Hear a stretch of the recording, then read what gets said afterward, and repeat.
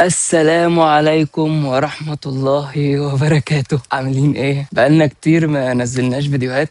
انا بقالي 4 شهور تقريبا او اكتر ما نزلتش فيديوز. اول حاجه انا محرج منكم قوي بصراحه، بس هحكي لكم يعني ليه ما نزلتش فيديوز بقالي فتره وايه اللي حصل طول الفتره اللي فاتت دي. قبل ما ابدا الفيديو عايز اشكركم على حاجتين. اول حاجه شكرا ان احنا وصلنا اكتر من 7000 سبسكرايبر، حتى وانا ما بنزلش فيديوز القناه الحمد لله كانت شغاله وبتزيد، فشكرا جدا ليكم. الحمد لله مبسوط ان القناه مفيده بالنسبه لكم وان الفيديوهات مفيده. تاني حاجه شكرا لكل الناس اللي بعتت كتير جدا، بعتوا يسالوني انت فين، طمنا عليك، اخبارك ايه. كانوا ناس بتسال لغرض ان هم يطمنوا بس، فبجد شكرا ليكم على كل الاسئله وكل الاهتمام، متشكر ليكم قوي. وتعالوا بقى احكي لكم ايه اللي حصل طول الفتره اللي فاتت وانا ليه ما نزلتش فيديوهات وكل حاجه انتوا بعتوا تسالوا عنها. اول حاجه ناس كتير كانت بتبعت تسالني تقول لي انت فين يا دكتور، نزلت مصر ولا لسه، استلمت البرميس ولا لسه، ايه اللي حصل، المشكله بتاعتك اتحلت ولا لسه بتاعت الاقامه. الحمد لله بقالي فتره معايا البرميسو، بعد ما عملت الفيديو بفتره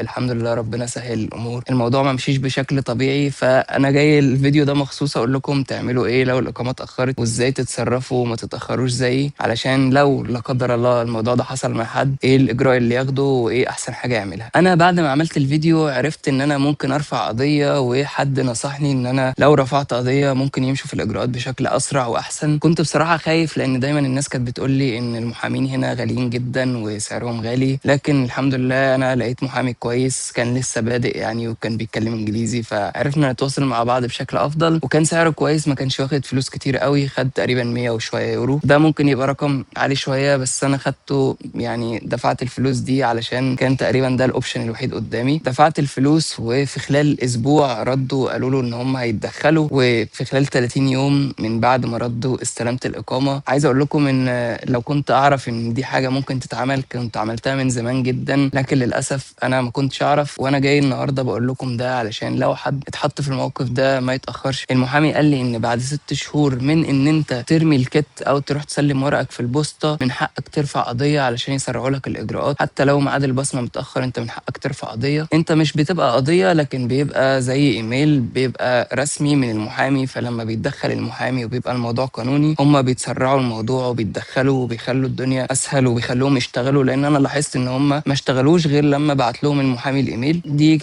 نصيحه بسيطه يعني من تجربتي، لو لا قدر الله حد اتاخر ارفع قضيه او كلم محامي وخلي المحامي يتصرف. الحمد لله الدنيا اتسرعت والموضوع كان احسن كتير. طيب خدت البرميس، عملت ايه؟ اول ما خدت البرميس وظبطت ورقي وخلصت امتحاناتي وحجزت ونزلت مصر، قضيت بقى فتره رمضان في مصر مع اهلي وكل الفتره اللي فاتت دي، وبصراحه ده كان سبب من الاسباب ان انا ما بنزلش فيديوز بقالي فتره. كنت حابب ان انا اقضي الفتره اللي فاتت زي استرخاء كده واخد اجازه شويه من الفيديوهات، وكمان اقضي اكتر وقت ممكن مع اهلي، لان الفتره اللي جايه في حياتي فيها ضغوطات كبيره جدا هقول لكم عليها، وان شاء الله هنعيشها مع بعض الفتره الجايه في كل الفيديوز اللي جايه باذن الله. مش هنوقف فيديوز زي الفتره اللي فاتت. انا كنت حابب ان انا اقضي الفتره اللي فاتت دي مع اهلي بشكل كبير، اعيش رمضان باجواءه في مصر، لان زي ما بيقولوا يعني رمضان في مصر حاجه تانية، وانا رمضان اللي فات ما عرفتش اقضي مع اهلي، فالمره دي الحمد لله قضيت رمضان مع اهلي وقضيت كمان فتره بعد منه. انا تقريبا قعدت شهرين و20 يوم في مصر. الحمد لله عرفت اقضي في مصر يعني كل حاجه، وبقى معايا البرميسو وده ان شاء الله هيسهل لي حاجات كتير هقول لكم عليها دلوقتي. طيب بما اني خدت البرميسو ايه بقى ده اللي ممكن يسهله لي وممكن اعمل ايه بالبرميسو او الاقامه اللي انا خدتها دي؟ طبعا السفر في اي مكان جوه ايطاليا او بره ايطاليا براحتي، مصر او اوروبا او اي مكان. انا ما كنتش عارف اسافر للاسف لان الفيزا بعد ما انتهت بقيت محبوس هنا زي ما قلت لكم في الفيديو اللي فات، لكن بعد ما خدت البرميسو بقى دلوقتي ممكن اسافر في اي مكان انا عايزه في اي وقت لحد ما البرميسو ينتهي وابقى اجدده كده. دي اول حاجه. تاني حاجه انا ممكن دلوقتي ان انا اقدم على اي شغل، لان اي شغل كنت بقدم عليه كان بيقول لي لازم باقامه، لازم برميسو، حتى لو اقامه طالب مش لازم اقامه عمل، بس في اغلب الاماكن مش بيشغلوا حد غير بالاقامه للاسف. في طبعا ناس بتشغل من غير اقامه بس دول قليلين جدا، وهم لما بيلاقوك مش معاك الاقامه بيدوك مرتب اقل. فانا كنت شغال اونلاين بس الحمد لله دلوقتي ممكن ابدا يعني اشتغل في مكان تاني، وان شاء الله هنبدا رحله بقى ان احنا ندور على شغل وكده هنعيشها مع بعض ان شاء الله. ادعوا لي بقى ربنا يسهل بشغل كويس الفتره اللي جايه. تاني سؤال كان بيتسال لي وهو المنحه، هل خدت المنحه ولا لسه، وايه الاخبار، طمنا ايه اللي حصل. بالنسبه للمنحه هم لسه ما اعلنوش عن اخر نتيجه، دي بتبقى في شهر 5 او اخر 5 تقريبا. فاحنا مستنيين دعواتكم يعني، يا رب ان شاء الله الفتره الجايه يعلنوا وتبقى الاخبار كويسه. اوقات النتيجه بتاعت المنحه بتتغير، ويعني ان شاء الله باذن الله اخدها برضو، لان انا الرانك بتاعي او الترتيب بتاعي مش بعيد قوي. فربنا يسهل، ادعوا لي الفتره الجايه باذن الله ربنا يسهل واخد المنحه، لان انا دلوقتي بدفع من جيبي وبقالي كتير جدا بدفع من جيبي، فيعني الموضوع مش سهل شويه. فدعواتكم بقى ان شاء الله ان انا اخد المنحه، علشان لما اخد المنحه ان شاء الله هقدر اسافر اكتر ويبقى معايا فلوس ان أنا اتحرك اكتر وكده. فدعواتكم لينا. تالت حاجه، وده بقى حاجه مهمه جدا وعايزكم تعرفوها، ان شاء الله الفيديوهات الجايه هيبقى فيديوهات مهمه جدا في الفتره الجايه. هتكلم عن الاسنان والطب البشري. في ناس كتير قوي سالتني عن ان انا اعمل فيديو للاسنان والطب البشري مخصوص، لان دول تقريبا هو مجالي وانا اللي عشت التجربه، فهم عايزين يعرفوا كل حاجه بالتفصيل. فالفيديو الجاي باذن الله هيبقى عن الاسنان والطب، وازاي تشتغلوا هنا، وازاي تيجوا ايطاليا وتماستر كل حاجه بالتفصيل. فيديو مخصوص لطلبه الاسنان والطب البشري. ان شاء الله الفيديوهات الجايه هتبقى فيديوهات كتيره، وباذن الله هتبقى مفيده بالنسبه لكم. فيا رب الفيديوهات الجايه تعجبكم، ويا رب الفيديو ده يعجبكم كمان ان شاء الله. تعالوا بقى احكي لكم ايه اللي بيحصل دلوقتي، وايه ظروفي، وايه الجامعه اخبارها ايه، وكل التفاصيل دي. انا رجعت ايطاليا الحمد لله، وبدات تحضير الرساله. انا في اخر ترم في الجامعه في الماستر ان شاء الله اللي انا بحضره في اخر ترم فيه. انا بدات احضر الرساله بتاعه الماجستير، وباذن الله الماجستير بيخلص، وبعد كده هنبدا بقى نقدم في النقابه وكل التفاصيل دي. الشهور الجايه زي ما قلت لكم هتبقى صعبه شويه وفيها تفاصيل كتير قوي، لان بعد ما اتخرج ان شاء الله من الجامعه، انا ساكن في سكن الجامعه زي ما انتم عارفين، فلازم نبدا ندور على سكن خارجي يكون في مكان كويس. انا لسه للاسف مش عارف احدد بالظبط المكان، لان روما كبيره جدا زي القاهره، مدينه كبيره قوي وفيها اماكن كتير واحياء كتير، ولسه مش عارف احدد بالظبط المكان اللي انا عايزه. بس انا عارف حاجه واحده، ان انا عايزه يبقى جنبه مسجد وجزاره اسلاميه، يكون جنب المترو. فباذن الله هبدا ادور الفتره الجايه دي على الحاجات دي كلها. هبقى اخدكم بقى معايا في رحله التدوير، واوريكم ازاي بندور على شقق، لان انا ما عشتكمش التجارب دي، فان شاء الله نعيشها مع بعض. هندخل الشقق ونتفرج على الشقق، وباذن الله نخلص كل حاجه مع بعض، والعود اوريكم كل حاجه باذن الله، ونعيش التجربه مع بعض. ان شاء الله هتبقى حاجه مفيده بالنسبه لاي حد جاي جديد وعايز يأجر شقه، يعرف يعمل ايه ويدور ازاي، والتفاصيل دي كلها. بعد كده هقول لكم بقى ازاي ننقل اصلا العفش بتاعنا، وكل الحاجات دي هنعيش باذن الله كل التجارب. ادعوا لي بقى الفتره الجايه تبقى كويسه، وادعوا لي السنه دي تبقى سنه كويسه، والتخرج باذن الله يتم على خير، ونخلص الرساله والماجستير على خير،